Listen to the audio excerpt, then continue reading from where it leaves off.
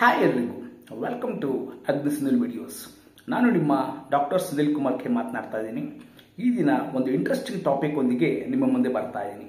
ಆ interesting topic ಏನಂದರೆ, ತುಂಬ ಜನ ಫೇಸ್ಬುಕ್ ಆಗಿರ್ಬೋದು, ಇನ್ಸ್ಟಾಗ್ರಾಮ್ ಆಗಿರ್ಬೋದು, ಬೇರೆ ಬೇರೆ ಅಪ್ಲಿಕೇಶನ್ಸ್ನ ಯೂಸ್ ಮಾಡ್ತಾ ಇರ್ತಾರೆ. ಆ ಯೂಸ್ ಮಾಡಬೇಕಾದ್ರೆ ಕೆಲವೊಂದೊಂದು ಅಪ್ಲಿಕೇಶನ್ಸಲ್ಲಿ ಪಾಪಪ್ ಆಗುತ್ತೆ. ಪಾಪಪ್ ಅಂದರೆ ಸ್ಕ್ರೀನ್ ಮೇಲೆ ಬರುತ್ತೆ. ತುಂಬ ಒಂದು ಅಟ್ರಾಕ್ಟಿವ್ ಒಂದು ಡಿಸೈನಿಂದ ನಿಮ್ಮನ್ನು ಅಟ್ರಾಕ್ಟ್ ಮಾಡ್ತಾರೆ. ಅದನ್ನು ನೀವು ಇನ್ಸ್ಟಾಲ್ ಮಾಡ್ಕೊಬೇಕು ಅಂತ ನಿಮಗೆ ಇಂಟ್ರೆಸ್ಟ್ ಬರುತ್ತೆ. ಆ ಇಂಟ್ರೆಸ್ಟ್ ಬಂದಾಗ ನೀವು ಗೂಗಲ್ಗೆ ಅದನ್ನು ಆಕ್ಸೆಸ್ ಕೊಡಬೇಕಾಗುತ್ತೆ. ಆಕ್ಸೆಸ್ ಕೊಟ್ಟಾಗ ಜಿಮೇಲ್ ಐ ಡಿ ಮತ್ತು ಪಾಸ್ವರ್ಡ್ ಕೇಳುತ್ತೆ. ಆ ಪಾಸ್ವರ್ಡ್ ಕೊಟ್ಟು ನೀವು ಲಾಗಿನ್ ಏನಾನ ಆದರೆ ಯಾರೋ ಒಬ್ಬ ಥರ್ಡ್ ಪಾರ್ಟಿ ನಿಮ್ಮ ಕಂಪ್ಲೀಟ್ ಮೊಬೈಲಿರೋ ಡೇಟಾನ ಆಕ್ಸೆಸ್ ಮಾಡ್ತಾನೆ. ಅವನು ಹ್ಯಾಕ್ ಮಾಡ್ತಾನೆ. ಹ್ಯಾಕ್ ಮಾಡಿದಾಗ ಏನಾಗುತ್ತೆ, ನಿಮ್ಮ ಟೈಮ್ ಚೆನ್ನಾಗಿಲ್ದಂಗೆ ಕಂಪ್ಲೀಟ್ ಮೊಬೈಲ್ ಏನಾದರೂ ಆಕ್ಸೆಸ್ ಆಗಿ ಅವರು ಹ್ಯಾಕ್ ಮಾಡಿದಾಗ ನಿಮ್ಮ ಕಂಪ್ಲೀಟ್ ಬ್ಯಾಂಕಲ್ಲಿರುವಂಥ ಅಮೌಂಟ್ ಸಹ ಟ್ರಾನ್ಸ್ಫರ್ ಆಗೋ ಚಾನ್ಸಸ್ ತುಂಬ ಜಾಸ್ತಿ ಇರುತ್ತೆ. ಸೊ ದಟ್ ಯಾವುದೇ ಒಂದು ಆ್ಯಪ್ಸ್ನ ನೀವು ಡೌನ್ಲೋಡ್ ಮಾಡ್ಕೊಬೇಕು ಅಂದರೆ ಪ್ಲೇಸ್ಟೋರಲ್ಲಿ ಮಾತ್ರ ಮಾಡ್ಕೊಳ್ಳಿ.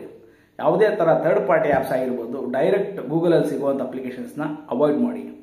ಬಟ್ ಈ ಥರ ಆಗಿರೋ ಬೈ ಚಾನ್ಸ್ ಯಾವುದಾದ್ರೂ ನಿಮಗೆ ಗೊತ್ತಿಲ್ಲದ್ರೆ ನೀವು ಅಪ್ಲಿಕೇಶನ್ಸ್ನ ಇನ್ಸ್ಟಾಲ್ ಮಾಡ್ಕೊಂಡಿದ್ದಲ್ಲಿ ಅದನ್ನು ಯಾವ ರೀತಿ ನೀವು ಡಿಲೀಟ್ ಮಾಡ್ಬೋದು ನೋಡಿ.